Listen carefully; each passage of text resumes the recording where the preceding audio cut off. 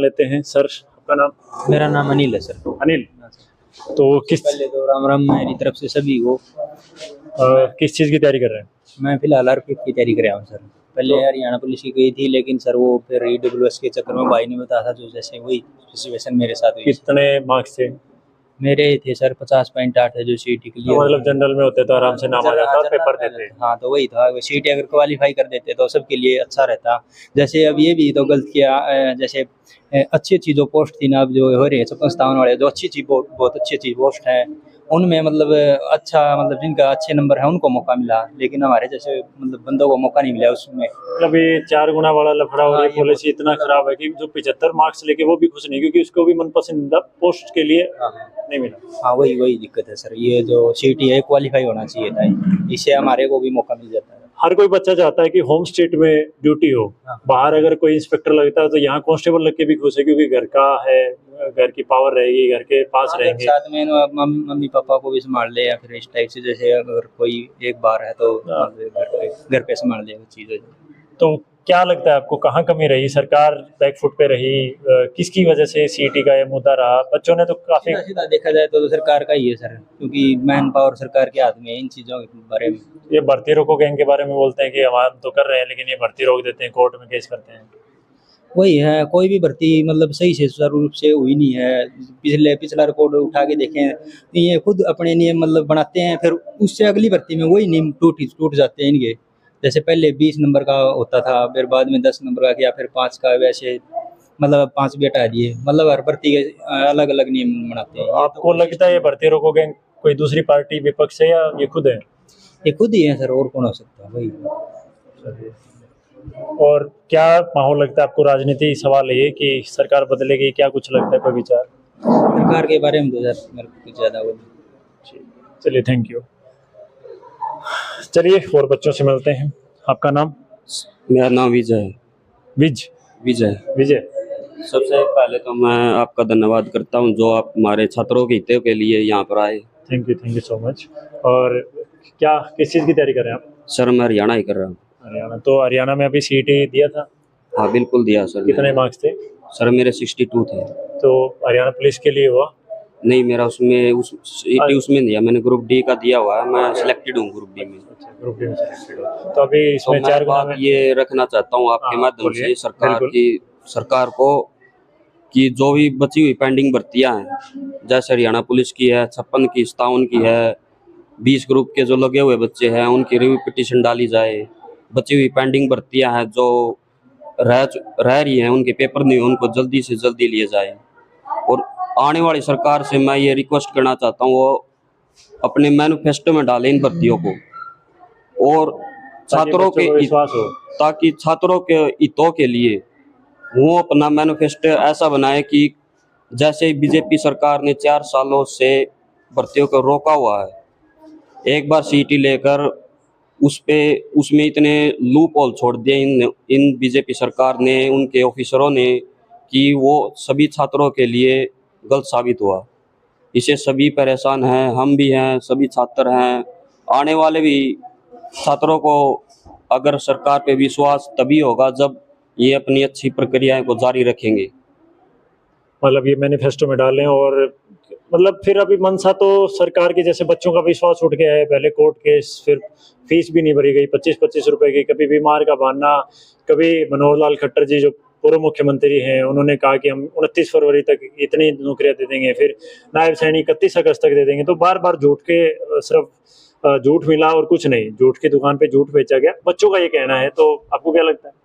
Sir मैं तो ये कहना चाहूँगा कि जैसे हमारे मनोहर लाल खट्टर ने बहुत विधानसभा में जनसंवाद के माध्यम से बहुत बार झूठ बोला है कि वो इतने इस टाइम लग भर्तियों को कर देंगे, पर अब युवा जाग चुका है, उसको पता लग चुका है अब इनकी गलत प्रक्रियाओं के झांसे में हम नहीं आएंगे। No joining no vote. मतलब सीधी सी बात है, अगर ये चाहते तो सारी भर्ती पूरी कर सकते थे और नई भर्तियां भी निकाल सकते थे। बिल्कुल कर सकते थे, सरकार के हाथ में पावर होती भर्तियां करने की। जैसे ही आचार संहिता लगी उसी दिन इन्होंने हरियाणा पुलिस और कुछ और पोस्ट 6000 नए पद निकाल दिए, तो ये पहले भी निकाले जा सकते थे। बिल्कुल, मैं ये बात बिल्कुल बताना चाहता हूँ सरकार को, वो अभी जो 5600 निकाले थे वो पहले निकाल सकते थे, उनको पता था कि हम ज्वाइनिंग देंगे तो हमें वोट भी मिलेंगी। ये तो सीधी सीधी फिर वोट बैंक की नीति हुई ना सर। तो मतलब ये वो काम कर रहे हैं कि हम रिजल्ट और ज्वाइनिंग रोक के इनसे वोट ले लेते हैं, बस ये चाहते हैं। बिल्कुल यही चाहते हैं। तो अब मान लीजिए 25,000 बच्चों का अटका पड़ा है, लेकिन बाकी बच्चे इनसे परेशान है, तो वो वोट इनको वैसे भी नहीं देने वाले। बिल्कुल भी नहीं देंगे, मैं भी नहीं दूंगा, आप भी नहीं, कोई भी नहीं देगा। अगर किसी को जॉब मिलेगी तो वही वोट देगा। मतलब जो सरकार हमारे लिए अच्छा काम करे, हमें रोजगार दे, विकास करे, वो अच्छी है, उसको वोट दिया जाएगा।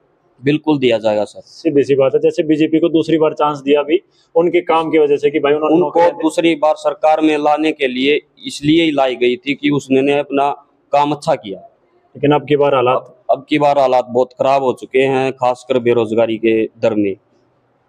और कोई विचार आपका?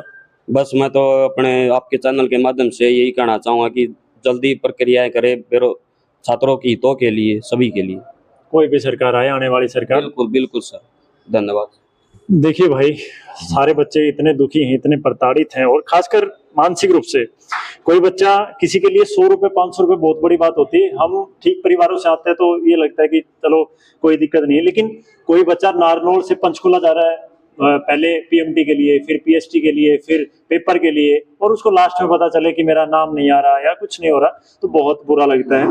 तो और कुछ छात्र हैं यहाँ, चलिए उनसे जान लेते हैं कि आप किस चीज़ की तैयारी कर रहे हैं। आपका नाम? शालिनी। शालिनी। किस चीज़ की एग्जाम की तैयारी कर रहे हैं? सीईटी की।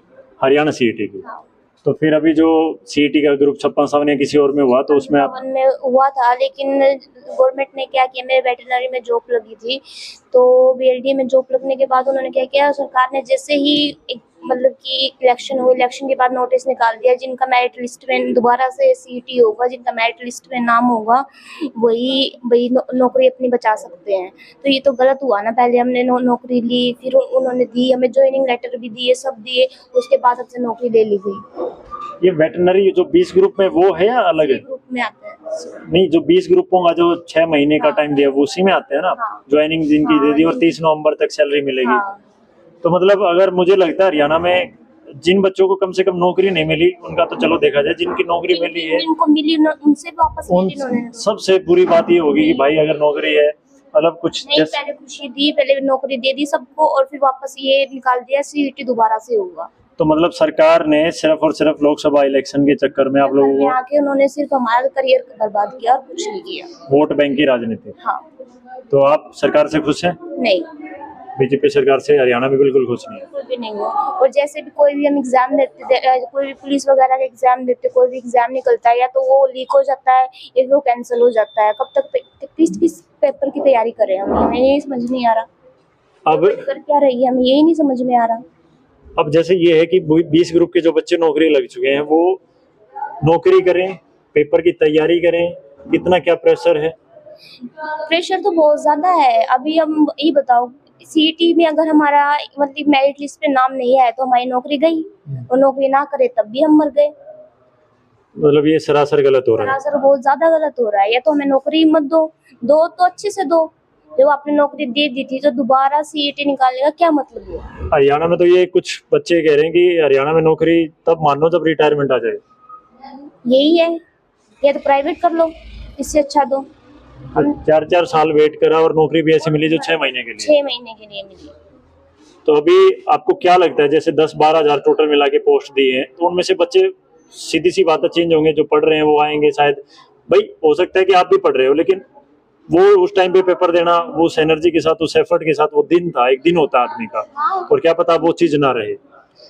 वही तो बात हो गई। अभी हम नौकरी भी करेंगे, फिर हम पेपर की भी तैयारी करेंगे, हम क्या क्या करेंगे। हमने एक बार इतनी मेहनत करता है, चलो भाई इस चीज का एग्जाम में मैं इसकी तैयारी कर लेता हूँ, आपको नौकरी मिल भी जाती है, और दोबारा फिर आपसे वो नौकरी ले ली जाती है, तो आपको कैसा फील होता है?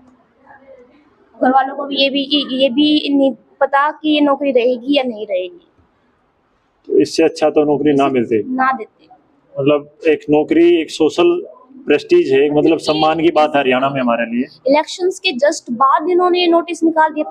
पहले वोटों के चक्करों में नौकरी सबको दी, टोटली सबको दी, चाहे वो नर्सिंग हो, चाहे वो बीएलडी हो, कोई सबको जॉब दी। सबको जॉब दी, लेकिन जैसे ही जो भी सी ग्रुप के बच्चे थे जिन्होंने सीईटी क्लियर किया था उनको नौकरी दे के वापस से नौकरी ले ली और ये बोला कि दोबारा से आप सीईटी दो। तो फिर अब तो छात्रों में रोष है, मतलब सिर्फ और सिर्फ ये है कि बस इसी वजह से सरकार को नहीं, फिर हम पढ़ क्यों रहे हैं? अगर इनको नौकरी दे के वापस लेनी है तो हम पढ़ क्यों रहे हैं? मतलब आपका काम पढ़ना है एनर्जी भी वेस्ट होती है, पैसे भी वेस्ट होते हैं, और टाइम भी उम्मीद जाता है। सबसे ज्यादा बेहतर उम्मीद जाती है हमारी कि आगे हमारा क्या होगा, आगे भी अगर हम कोई जॉब करेंगे तो वो रहेगी या नहीं रहेगी। अब मान लीजिए नौकरी जाती है तो क्या समाज में, पड़ोस में क्या तो इज्जत रहेगी, कैसी नजरों से लोग देखेंगे कि लग गया अफसर ही वो। फिर वो बात हो गई, नौकरी तो मिली बट वापस ले ली। घर वालों को एक बार खुश कर देते हैं, फिर दोबारा वही रोना पड़ता है हमें। चलिए, आपसे बात करके अच्छा लगा, लेकिन सरकार ने अच्छा नहीं किया। धन्यवाद आपका। आपका नाम? मेरा नाम रीना है और हरियाणा सरकार भर्तियां तो दे रही है लेकिन उनका एग्जाम नहीं करवा रही है। अगर एग्जाम करवा रही है तो उनका रिजल्ट नहीं ला रही है, तो सरकार जो बच्चों के भविष्य के साथ खिलवाड़ कर रही है, इससे बच्चों की जो एज है वो भी बढ़ती जा रही है, जिसकी वजह से उनकी उम्र जो बढ़ती जा रही है और पेपर नहीं दे मिलते, मतलब उनका रिजल्ट नहीं होता, पेपर होते हैं। तो मतलब सीधा सा है, जैसे 4 साल से भर्तियां लटकी पड़ी हैं, तो हरियाणा पुलिस में किसी को लगना तो 4 साल वो ओवरेज हो रहा है। अगर एग्जाम करवा रही है तो उसका रिजल्ट भी टाइम टू टाइम मिलना चाहिए। तो ये जो रिजल्ट और ज्वाइनिंग अभी भी इन्होंने रोक ली और इसके लिए मतलब वोटों के लिए, तो ये क्या सही किया सरकार ने? बहुत गलत कर रही है सरकार, बच्चों के साथ भी और उनके परिवार के साथ भी। चलिए, आपका नाम? सर मेरा नाम सृष्टि है। आप क्या कहना चाहेंगे भर्तियों के बारे में? सर मैं तो यही कहना चाहूँगी कि जो ये अगर सरकार भर्तियाँ दे रही हैं तो बच्चों को भर्तियों पर लागू भी करें, मतलब बच्चों को चढ़ाएं भी भर्तियों पर। ये ऐसे कोई फायदा नहीं है भर्ती देने का। मतलब जो रिजल्ट टाइम पे नहीं दे रहे, रिजल्ट ज्वाइनिंग दे। हाँ, रिजल्ट टाइम पे नहीं दे रहे, भर्ती निकाल देते हैं, कैंसिल कर देते हैं, बच्चे वेट करते रहते हैं भर्तियों का। हाँ, फॉर्म भरवा लेते हैं। सिर्फ फॉर्म भरवाते हैं सर, एग्जाम होता है तो कैंसिल हो जाता है, रिजल्ट नहीं आता।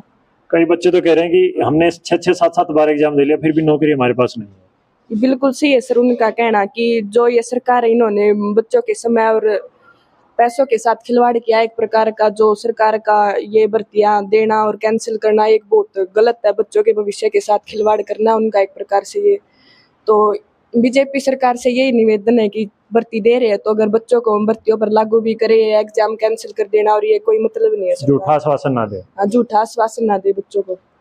देख रहे हैं आप लोग भाई, हरियाणा सरकार करंट में जो बच्चों के साथ और बच्चों के माँ बाप के सपनों के साथ किस तरह खेल रही है।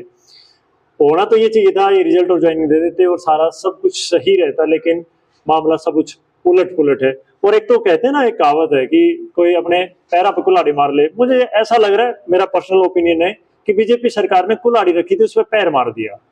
तो भाई कुछ इलाज नहीं है। अब की बार लहर इन्होंने खुद बदली है, दूसरी बार मौका दिया था हरियाणा की जनता ने, लेकिन अब नहीं। तो देखते हैं वोट किस करवट बैठेगा। बाकी बच्चों के रोजगार के लिए, कम से कम बच्चों को अपने वोट बैंक के लिए, अपनी राजनीतिक उद्देश्यों के लिए अपना फायदा ना बनाएं, उनको ब्लैकमेल ना करें, यही सरकार से गुजारिश है। धन्यवाद।